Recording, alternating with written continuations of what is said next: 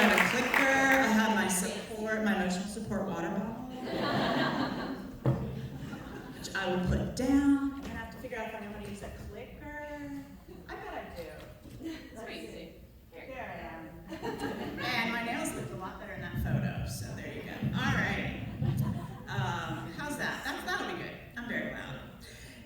Good morning. I am Marybeth Clark, the Artistic Director of Charleston Stage, and in the next 20 minutes, I will tell you probably far more than you ever wanted to know about South Carolina's largest theater, in residence at the historic Dock Street Theater. And I will do that while weaving the theme of trust throughout, sometimes with ease and sometimes quite awkwardly. Side note, a couple months ago, I trusted I would complete this event, and then I would have a meeting with some of my staff, and then I would go to the airport, and I would get on an airplane to go see my siblings. I guess at that moment I was trusting that the World Wide Web thing was going to be functioning, and that trust was misplaced. But that's okay. And why is Facebook still working? I don't, okay. No, let me get to the real things. Oh, it's still me. There I am. There's the historic Dock Street Theater. So, before I begin, how many of you have seen a show since COVID in this theater? Woo. Thank you for that. Appreciate it. And how many of you saw a show here on a field trip when you were in school? I already know one person because I talked to him hands down. In the 25 years I've been with Charleston Stage, I have found that many adults who grew up here remember being terrified by the ghost of Christmas Yet to Come as it came down the aisle with a giant scythe, which, I mean, that was Julian's show, the founder, so I can't take, but yes, we terrified children for years. Or maybe you were here when the Headless Horseman threw his head in Sleepy Hollow. This is our 47th season. Charleston Stage began as a theater for youth, and it was started by our artistic director emeritus, Julian Wiles. He combined his love for theater and his belief that young people can accomplish great things given the opportunity and the knowledge. Trust is really what started all that. He really believed that families and children needed exposure to the arts. And so that's where he started. The company's early works was things like Christmas Carol and Secret Garden or Huck Finn, so that families could be in it and could also enjoy watching it together. And then one of the first big leaps of trust I saw, I think, is that Julian decided, pre-Marybeth, a long time ago, that he was going to write a musical about skateboarders and perform it on top of a city parking garage. Well, first of all, he got the city to let him do it. He then got the parents to agree to have their children participate, and he did a skateboard musical. While he was doing the skateboard musical, somebody saw it and invited them to come tour England. Can you imagine someone coming to you and saying, we're going to take your kid to England to skateboard in a musical? And it happened. One of those young people was Evie McGee, who some of you know as Evie Colbert, wife of Stephen, but at Charleston Stage, we insist on calling him Evie's husband. The chain of trust that holds together theater is long, and it involves a lot of people. It's been really enlightening for me to reflect on this as I prepped for this today. And by prep for this today, I mean last night. It really begins when a single person, in this case, the playwright, believes and trusts in a story, and they believe that that story is bigger than them, and it can inform and entertain and influence, and if we're lucky, it'll do all those things, a group. So they put those words to paper, and that new work will hopefully end up at a reading, where for the first time the playwright hears those words in multiple voices. The inflection, the speed, the intent of the words are no longer controlled by that playwright. It is the life experience of the actors and the directors added on top of that work. Now, in a really good new works process, they then get a lot of feedback. And for the writers that are here, I'm sure you can feel what that feels like. Things that made sense in the playwright's head on paper may not actually work as a piece of theater. Is there too much exposition? By experience, I'm going to tell you probably yes. Are the lines consistent with the character? There's so many things. If the piece is eventually fully performed, it's not just a reading, then it would have set and lights and costumes and prop design. And the playwright, except in very rare circumstances, has little control over the piece. The word must stay the same. In newer scripts, there are sometimes now gender assignments for characters that must be followed. But it is really just the words that remain from that playwright. Every other aspect is open to interpretation. The trust and the royalty agreement is that the words will remain the same. That can be really confusing for an audience member when they say things like, I don't know why you had to have them say the F word. I want to say that was actually the playwright, but I don't. It's a pact we as artists have with our patrons that our art is not going to be messed with.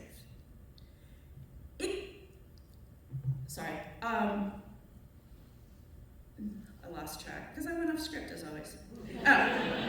It is illegal to just change the words. Just like it's not legal to produce a show without paying the royalties. And it is not legal to play pre-show music without the proper license to pay the artist. If you go to the Art Institute and you see American Gothic, you can't stand there and say, this piece of work evokes wonderful feelings in me, except I would feel better if she looked a little happier and then give her a little smile and some lip gloss. That's not how it's done. There has to be a level of respect and trust between artists and their patrons. And as artists, it's our job to educate and insist on it. Each year, we as a company are trusted with selecting a season. To many, this would seem like a lot of fun. Sorry, it's not. Let me ask you, what do you want to see us produce? What show? Just tell me one. Mean Girls. What else? Les Mis. Okay, Mean Girls. Will anyone over 30 attend? Will the bulk of our patrons who are over 60 or 55 attend? Les Mis, kill for it. Royalties, not available. Haven't been for years and years. Has international and national tours. So can't do it. What else? Hairspray. Done it twice, we'll definitely bring it back. Try to leave 10 years between. Also, though, currently on national tour, so the rights are not available for me, because I just went back on tour. So, as you can see, there are challenges. Now envision asking the staff. Okay, so actors suggest shows that have a lead role they want to play. Designers suggest shows that would allow them to show their strengths as designers. And everyone in admin wants a show that will sell well. And the board of trustees wants shows that will sell very well. And by very well, I mean sell out every performance. And that's where the challenges began. By the way, we're actually selecting shows for fall 2025, spring 2026. So even though this season has not opened, we are already reading shows for a year ahead. This is my 26th season with the company, but it's only my second year as artistic director. So the past season was the first thing I had final say over. We had staff from multiple areas, design, marketing, and we read a bunch of plays and musicals. We talked about them, we talked about the pros and cons, and then we applied for royalties. And then we talked some more because Shrek is on national tour and we can't have it. So after all that, we settled on a season, and I was incredibly excited about the show we opened season 46 with, The Prom. It was new, and there are less and less new musicals. And it was just on Broadway. There was a streaming version on, I think Netflix, one of those services, and the streaming version had Meryl Streep and James Corden. So regular, like TV film people would be excited. And it also had Andrew Reynolds from the Book of Mormon and Hamilton, so all of the Broadway nerds would be excited. It's a story of a high school girl in Indiana who wants to take her girlfriend to the prom. Lots of music, lots of fun stuff. Our audiences love kinky boots, and that's drag queens.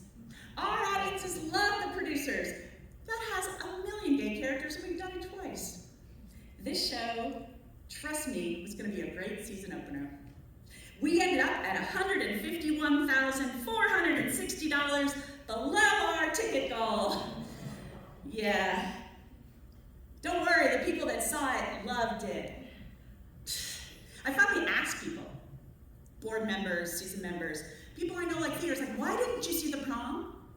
I didn't know what it was about. I never heard of it. Don't worry, nobody mentioned the lesbians. They seem okay with that. But if they don't know it, they don't want to see it.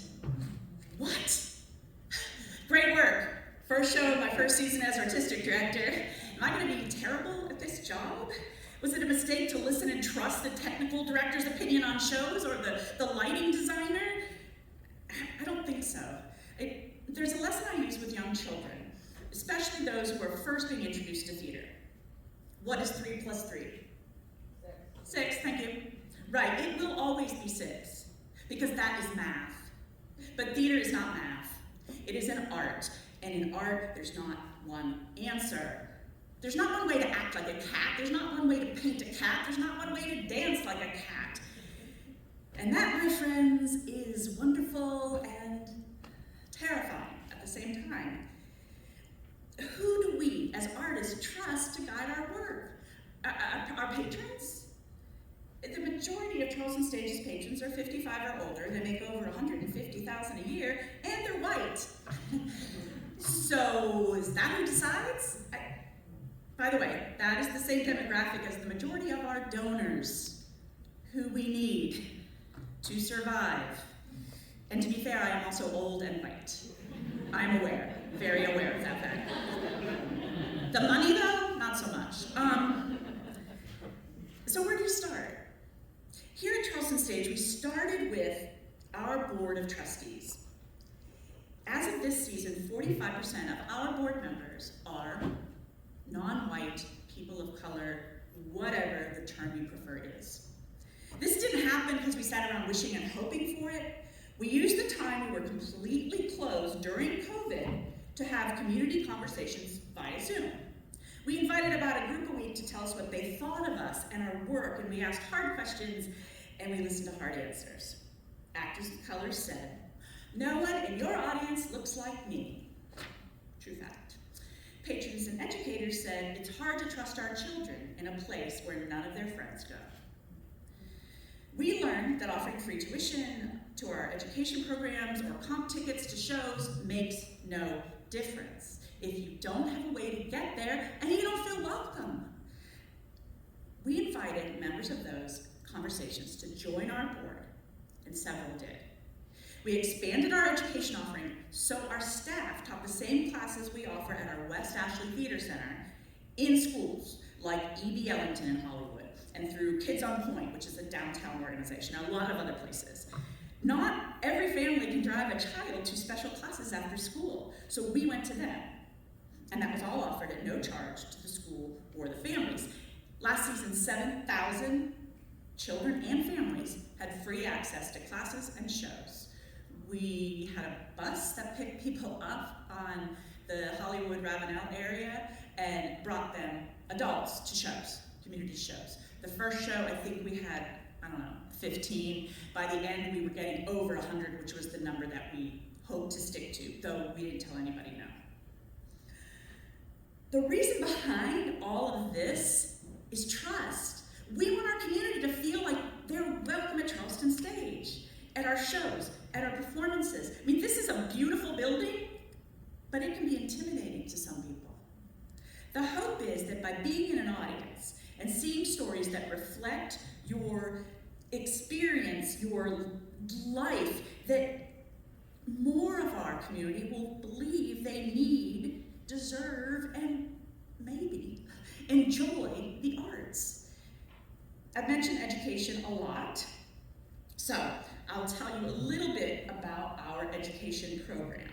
I told you we began as a theater for youth, and that commitment has never wavered. We have about 200 students that take classes in our beautiful West Ashley Theater Center, and that slide sometime later, I don't remember, but when it gets there, I'll tell you where it is. So 200 come to class, and 200 are taught out in the community in those engagement opportunities. They're taught at their schools or in their community centers, places they have access to. Our faculty are all professionally trained actors with degrees in theater or musical theater who moved here for a year to perform in our shows and learn to teach theater. These are our resident actors. There are 3 full-time education staff guiding them, and every member of our production team also acts as educators in our high school Wings Apprentice program. There's the beautiful West Ashley Theater Center. Each year, up to 50 high school students study once a week alongside costume designers, props, set designers, sound, lighting, and stage management to learn about technical theater. These are the same full-time staff that created all that you see and will soon hear for a year in Frog and Toad. The High School Wings program is offered free of charge. And the highlight for our students is they work backstage in a main stage show. So if you see a piece of scenery move, you hear a sound cue, you notice an actor went off and had a really fast costume change, know there are high school students making it happen under the supervision of staff. You see, we trust that teens given direction and opportunity can do great things. So I made it sound like things are going really great here, right? Everything is going well, and we have a lot of things going well, and we're grateful in a lot of ways, but I would be less than trustworthy if I left it there. Season 47 officially opens tomorrow at 11 a.m.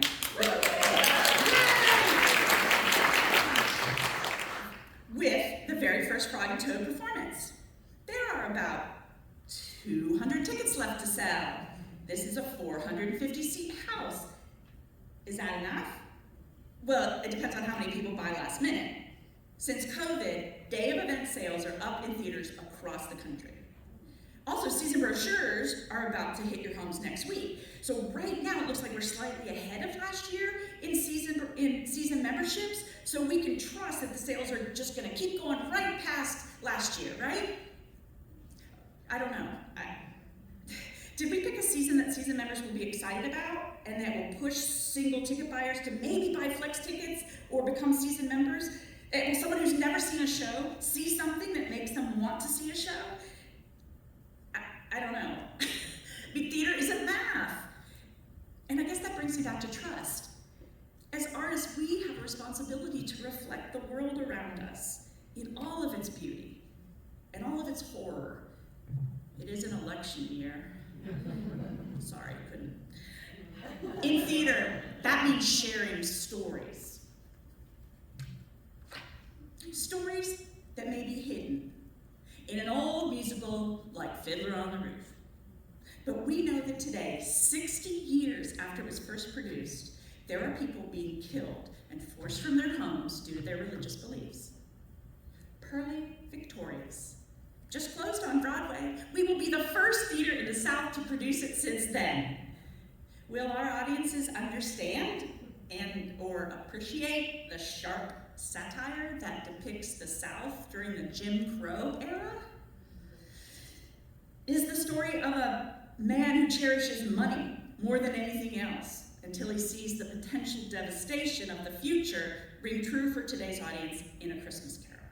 Can a modern audience used to blockbuster movies and CGI appreciate the skill and humor of 4 actors reenacting all of the classic mystery thriller 39 Steps? Does the poetry of Tennessee Williams still resonate in the hearts of parents and children and siblings in Glass Menagerie? Is it okay to laugh and cheer for a blonde who realizes that law school is better than a dumb guy in Legally Blonde? I don't know. I trust that being in an audience with other real live human beings and laughing at the same joke, or being startled or even offended is important. It's about being human. Even better, it's about being human together. I believe and trust that as artists, that's part of our job. Is there a place for you at Charleston Stage? Well, sure. Ooh, there, that one too. I'll tell you about that one later. You could come see Frog and Toad for the next 2 weekends. You could bring a young person who's never been exposed to theater. You could buy a ticket to a show you've never heard of, and you haven't already seen 7 times. Maybe Pearly Victorious, by the way. And if cost is prohibitive, you can name your price, because we have a pay as you please performance for every show. If you're a performer, you can audition. The only show left is Legally Blonde. Go on the website, you'll find the audition days. Or you could become part of our brand new networking group for young professionals called The Ensemble, and cultivate the next generation of arts enthusiasts through one-of-a-kind member events. There's some lovely, excited staff at our table in the lobby who will tell you all about it. In conclusion, I trust you know a little bit more about Charleston Stage, and I hope you feel like we are an important part of this community. And I wish you meaningful art and generous donors. Thank you.